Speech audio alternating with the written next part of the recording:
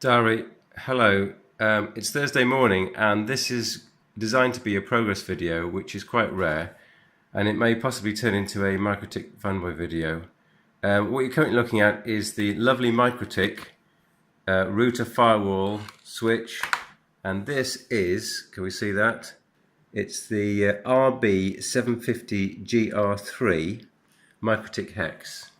And let's just start from the problem as it occurred, which is that for a while now we've been using these Netgear Orbi mesh routers, and this is the one. This is a satellite device, and you can tell that because it's just got Ethernet ports. So there's no port marked internet. So the Orbi range has got a main device and then one or more satellites. And basically we've been trying to extend the internet and trying to make the internet faster in our very, very small house, which has got very thick walls. So we needed multiple units, or we desired multiple units with a single SSID.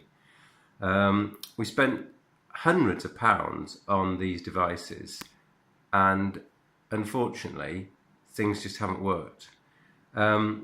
So what we decided to do was perhaps move from the Netgear Orbi strategy to a Mikrotik strategy, and maybe even try and use Mikrotik mesh networking. Not that I understand how that would work, but I have the internet and Google, so what could possibly go wrong? So the plan was then to reuse Mikrotiks, but we just don't have enough of them.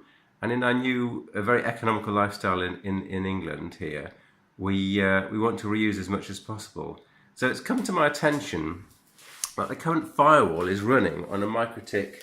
It's one of our firewalls. It's now running on a Mikrotik HAC2, which has got wireless, which is currently switched off, which seems a bit of a waste. And so the plan for this morning is to investigate this box, which is now redundant and not being used, and so repurpose this box perhaps as the firewall. Now, on the current firewall, we were also going to run the systems management software called Dude.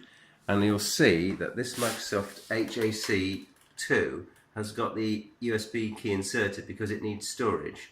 And I thought, well, you know, it's all very well, but it's never going to run on this box.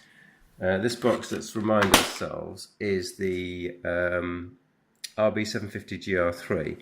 So I did a bit of Googling, and to my utter amazement, it says it can run. I was thinking, but where are we going to put the storage? Where are we going to put the storage? And then I couldn't believe it. I turned over and I noticed a little slot here, and there is actually an SD card slot here. I'd never noticed it before, never used it before. So with this exciting possibility, I thought, well, I can't resist it.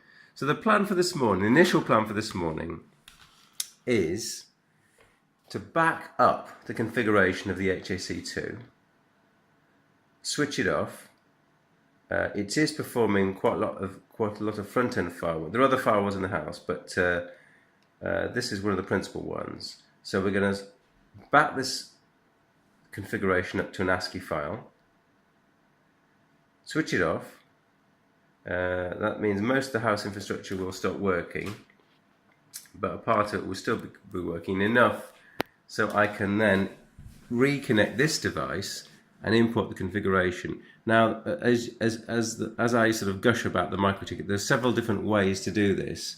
But the way we're going to choose to do is export the configuration to a text file, and then from that text file, system reset this Mikrotik, tell it to wipe the complete configuration, and then import it line by line with copy paste.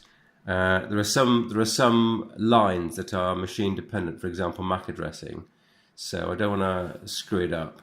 And at the end of the day, if it all works, we're going to have this guy as the sort of entry firewall, and that guy will be free to experiment with our Netgear Orbi useless router replacement strategy.